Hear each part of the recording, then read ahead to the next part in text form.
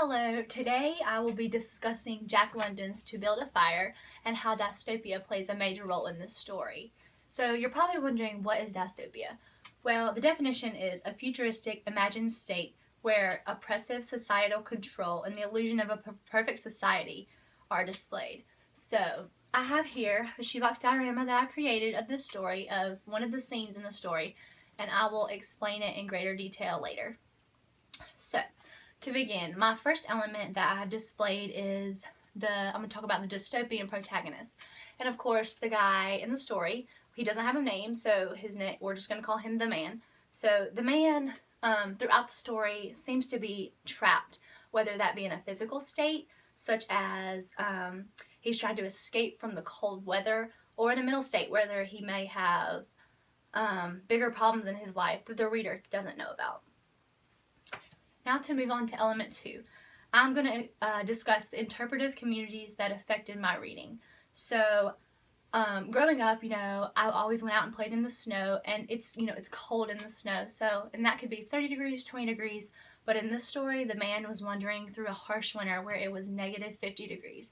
So I could kind of relate to that, but there's no way I could ever imagine how cold it was, what he was going through.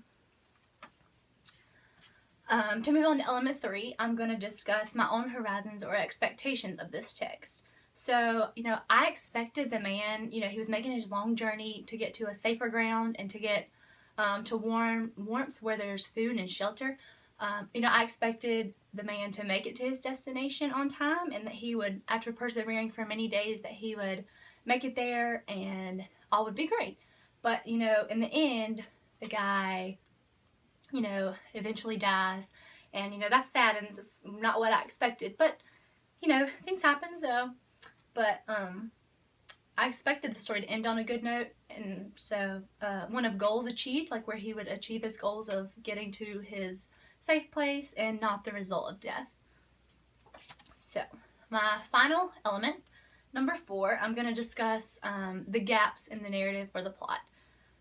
At the end, the man seemed to have fell asleep, and we can infer from that that the man died. So after that, the dog stays with him for a while, and then his dog eventually wanders off to go find in search of other food and shelter providers that can provide for him.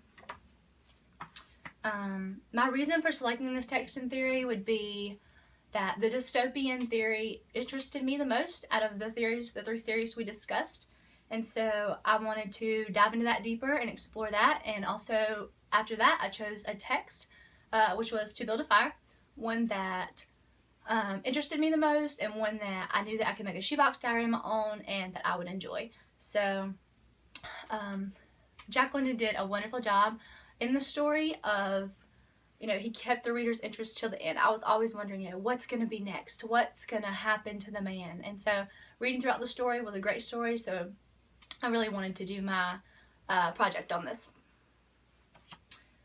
Let's see. I approached this project by thinking through the 3 theories that we discussed, and after giving it much thought, I decided that dystopia was the one that I wanted to expound on and learn more about.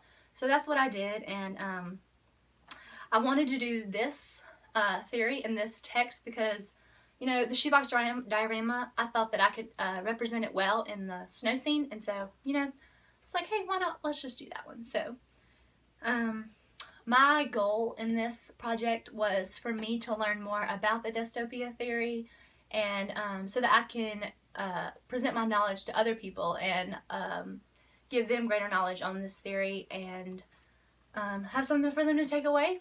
So I hope you did, and so I will now show you a little more up close of this. As you can see, there's the man and his dog and the trees and the fire. So I think I represented it pretty well. But thank you for watching, and have a great day.